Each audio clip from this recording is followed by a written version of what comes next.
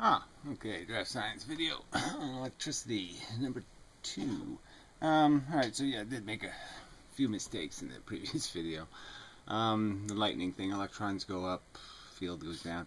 But the important one was the speed of the electrons. They jiggle, at 10% of the speed of light, but when they start moving, they move kind of slowly, like a centimeter per second for 150 volts, something like that. So it's, maybe a couple of inches per second for 10,000 volts. But anyway, speed does matter, and that speed still represents a tremendous amount of energy moving, in the sense that you're moving matter, electrons, technically. Alright, so the big one is what makes the current move. And not what makes it move in the primary conductor, but the secondary, like in a transformer. When you're conveying this electric field, and it causes, it induces voltage in another conductor. Yeah, I thought of it, so I'll give it to you. Alright, so there's this idea that what's happening when something's in a field, an electric field, it's this polarizing effect. So you have the plus side and the minus side of something. And if there's something over here brought into this field, that somehow it'll acquire the same kind of orientation, in the sense that the plus and minus thing will attract, and the opposite signal signs will the same signs will repulse, and the opposite signs will attract, so that the other thing will acquire the same charge, essentially. Now, if it's monopole, which you can have in electricity, one thing will be positively charged, the other thing will become negatively charged. But I'm just using a dipole, as it's called, both poles, just for this example. It doesn't really matter. The point is that this is a filtered material, so you have to sort of think of it as two filters. So the plus side is one filter, and the minus side is another filter. So I'll just make one dark and one light. And so what's really happening is this field, the stuff comes in, and what's coming out on this side is either the +2 or the 0 idea,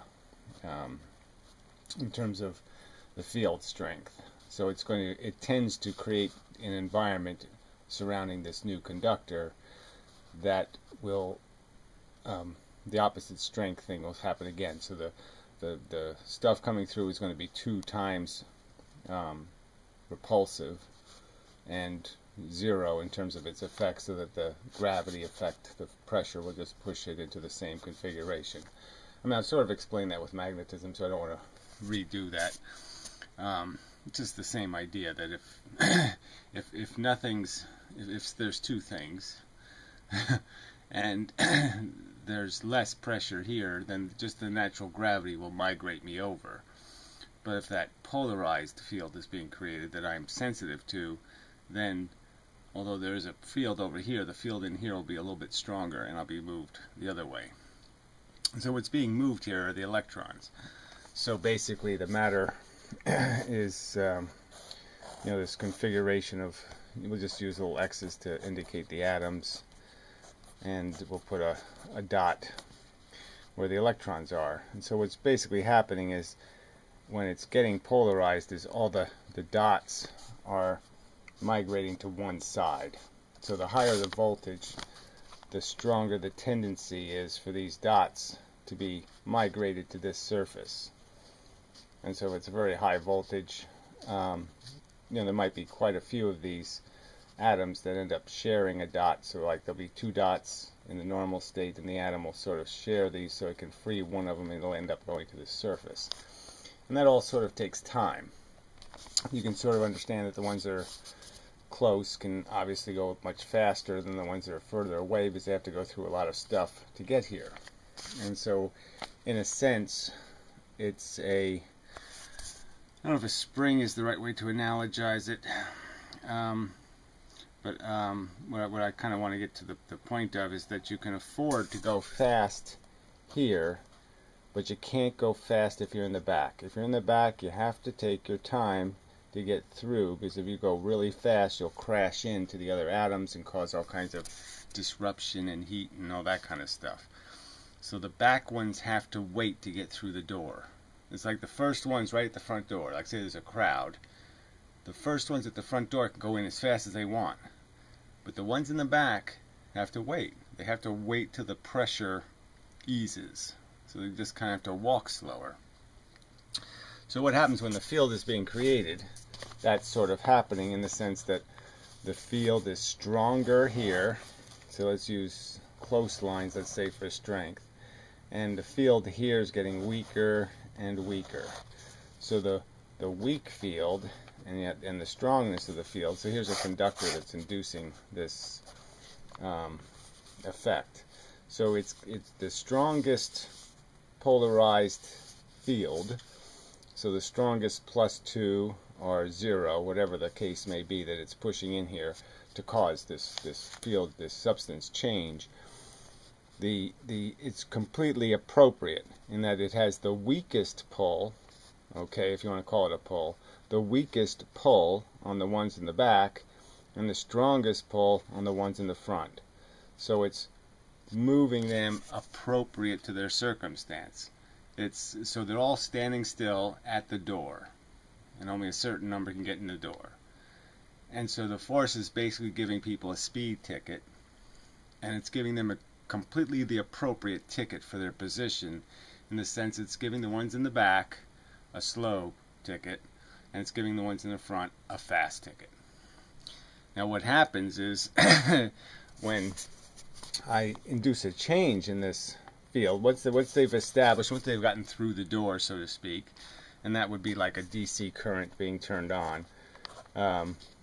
It establishes, people get through the door, they establish their concentration at the surface, and everything just kind of stops. There's no more need for movement. They've gone as far as they can go. They're on the edge of the cliff, so to speak, and they're waiting for the magic bridge to cross, or they're waiting for a helicopter to come by. They're waiting for something to say it's okay to go, because they're stuck at the edge of the cliff. And that's DC current, essentially. So I can turn on a DC current. I'll induce this change in the guy because I'm created a field. But once they've migrated, once they've done their moving, nothing's going to happen because they're just sitting there waiting for the next thing to happen. So if I alternate the current now and I switch, which is essentially saying I turn off the current and then I reverse it. See, the alternating thing doesn't really have to alternate. All it really has to do is go on, off, on, off, on, off. And that's what they sort of found with digital electronics and stuff too, is you get the same effect. You don't have to switch the voltage in opposite directions to get the same effect. All you have to do is make a field, break a field, make a field, break a field. Because as soon as you break the field, as soon as you stop giving them, as soon as you have them give you the ticket, they'll go back home. They'll go back to their nature state. Their native state is a balance where there's electrons here and there's electrons here and electrons here. And they prefer to be in that balanced state, so to speak. It's like a spring or something. It wants to go back to its normal condition. So it will relax and go back into that normal condition. It'll try to anyway. But if I'm alternating the current, then what they're doing is they're starting to go back, and I'm bringing them forward. I'm making them accelerate again. So when that happens, the thing that's happening is, the secondary thing that's going to happen. But the point is, I just want to get to the point that there's the rebound is what's creating the capacity to reinduce the field. And it's when you're inducing the field that the need for the electrons to let's see, what's the right word? The pressure. It's not even the right word. So the pressure is there, whether you provide a vehicle for their escape or not. But if the vehicle for their escape exists, for them to go back home, for the electrons here to go back to the beginning and start over again, because that's what they really want to do. So that's really the key element, is they're going to want to go back. And the thing is, too, is they sort of have a choice of directions to go back. And what's kind of happening, so I guess the important point I wanted to make was, all right, say I turn this field off, and then I reintroduce the field. What's going to happen? Okay, so let's say they're saying okay. So I made a mistake by saying they tend to go back. They don't. The voltage, once it's on a conductor, it stays on the conductor. I mean, as long as it's not connected, as long as there's not a completed circuit. So I mean, I really don't want to do the video over. So just ignore the part where I said they tend to want to go back, because obviously the voltage stays on. And so the point I wanted to make was, what's going to happen is when you reintroduce the field, so you turn the field off. Okay, so I'll use these little circles for minus instead of the plus sign, just to indicate that it's a something, not a nothing. So they've sort of migrated in. There's more electrons here than there are on this back side. And now so I turned off the field, the charge is on, and now I'm going to reintroduce the field. Now it doesn't matter whether I'm reintroducing it, negative or positive. It just, because the field strength is still going to be the same. It's going to be stronger here in the front and weak here in the back. And so the irony is that now when I'm pushing that field through, the exact opposite problem exists. Because now I'm trying to push them this way. So the field starts here. The field doesn't like induce over the whole thing. It has to push through. So you have to think of the field as, I hate the word, waves, but you have to think of them as a front of like blue air. And the blue air has to go, it has to push through. It can't just jump over. It has to go through the stuff. So the strong field is now doing the opposite thing. Where before it was pulling these last guys slower and these front guys faster. Now it's going to be doing the opposite thing. It's going to be pushing on the front guys, really, I mean the back guys, because I'm going this way now. I'm pushing the stuff this way. It's now going to be pushing them exactly the wrong way. It's going to be pushing them. Okay, so I made two mistakes. You do have to alternate the field, sorry. Because the first field now was the zero field, and now you have to switch to the 2x field, because now you want the very opposite effect. You want the things that were coming towards you, trying to get in the door. Now you want everything to try to go out the door. So you do have to switch the polarity. So that was mistake number 2. 2 mistakes in this one video. I really don't want to do it over.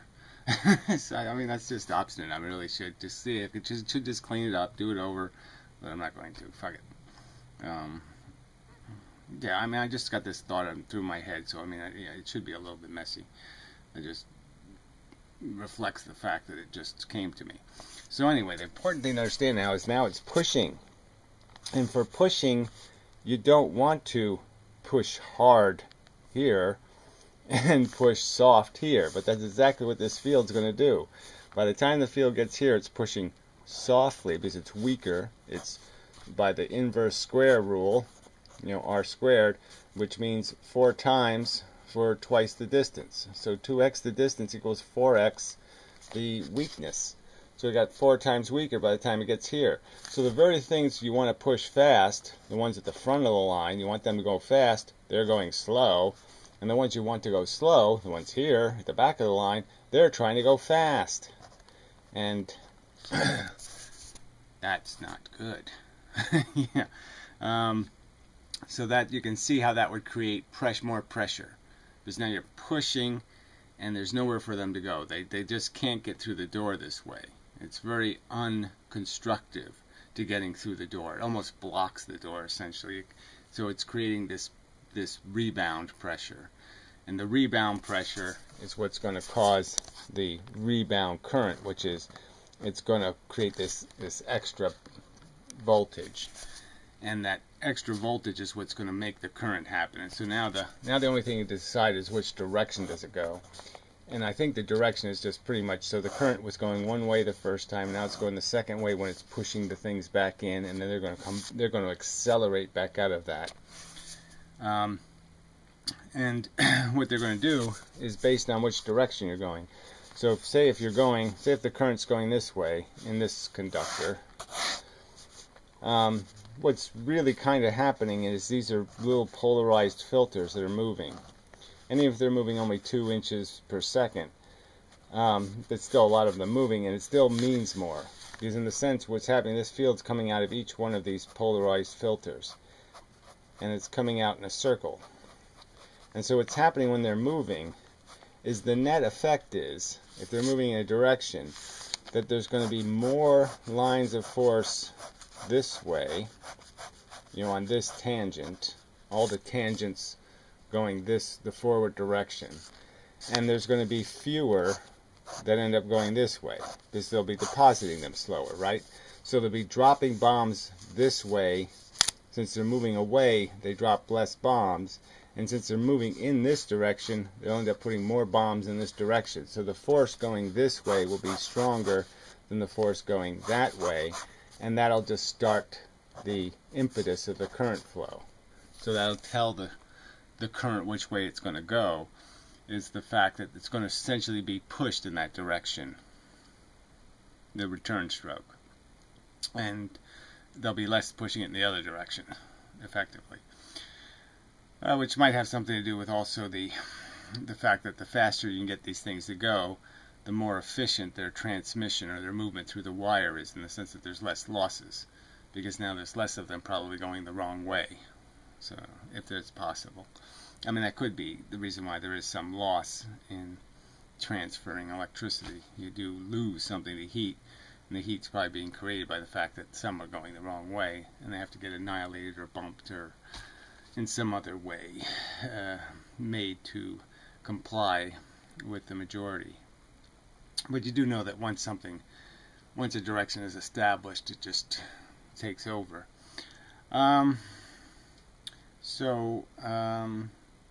Is there anything I need to add to that? So that's the unintuitive. It's a spring, and you don't really realize it. And so that's the spring is what's causing the positive, that keeps creating the positive acceleration. The stuff isn't necessarily going straight at you, but it is going at you in some kind of forwardish. There's a forward component. So when the field's reversed, it pushes the crowd where they can't go, compacts them a little bit more, and makes them spring back. And that spring backing is what's creating more acceleration, which is absorption of field, which creates more field, which creates the whole induction of the movement of the current, because it creates the transfers the velocity.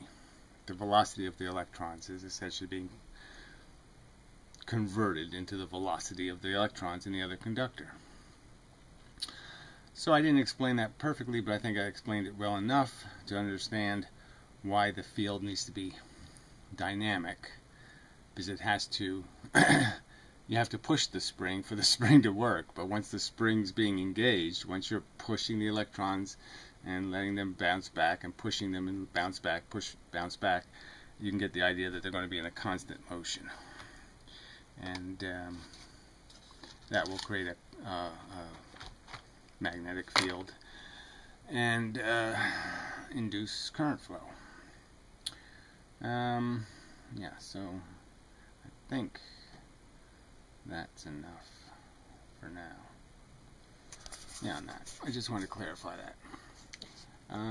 So I don't think there was anything else that was too major to fix. So I was thinking I would do a video on, I hate to do gravitational waves again, but Numbly Numb did such a...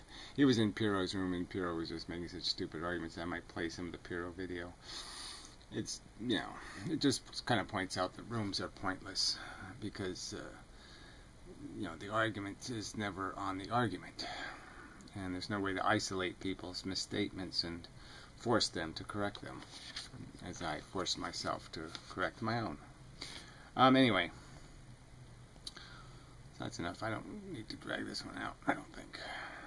But yeah, this is just one more component. So this connects electricity to the same field dynamics. The same idea of the polarization is creating strength and weakness in the pressure, and it's that strength and weakness in the pressure that's doing all this stuff, making things move.